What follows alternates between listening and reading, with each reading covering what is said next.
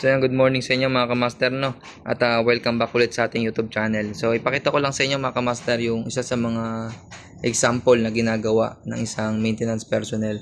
So yan, isang working table na gagamitin ng production, no? So kapag kasi nag-apply ka dito sa EBSA o EBSA dito sa Cavite, no? Philippine Economic Zone Cavite, at nag-apply ka bilang maintenance personnel, so expect mo na ito yung iyong mga gagawin. So yan, no? Table, fabrication, welding, carpentry, basic plumbing, basic electrical. Sa electrical mga kamaster, hindi naman kailangan sobrang galing mo. Kung wala kang NC2, so okay lang din naman. Siguro may mga ilan-ilan na company na tumatanggap ng walang NC2 kung ang apply mo ay electrical. Kasi karamihan naman dito ng mga company o required talaga sila na mag-hire ng professional pagdating sa electrical.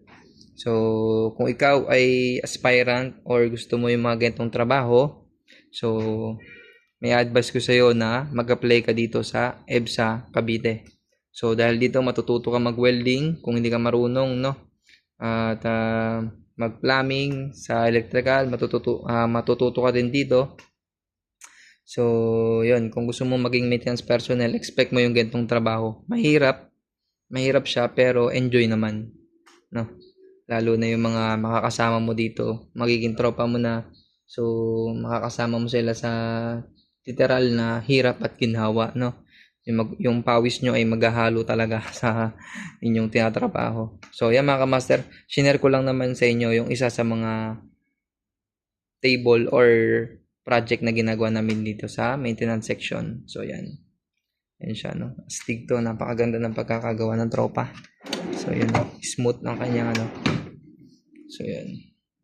Ito nga pala mga kamaster, tong table na to ay may breaker siya kasi meron siyang sariling outlet. Yung outlet may switch din. So, yan. So, ito mga kamaster, no? Meiji yung ginamit naming panel.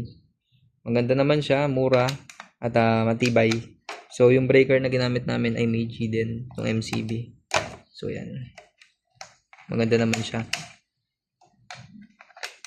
So, yan. Pakita ko pa sa inyo yung isang table na ginawa ng fabricator namin dito sa maintenance. So, ito. So, table siya. Simple table lang. So, yan. Stig. So, kung ikaw ay zero knowledge pagdating sa welding, fabrication, carpentry, pero gusto mong matuto, no? Advice ko sa iyo, try mo mag-apply ng maintenance personnel dito sa EBSA Cavite. So maraming company dito na naghahanap ng maintenance personnel na willing matuto. So yun. Mga master. So thank you po.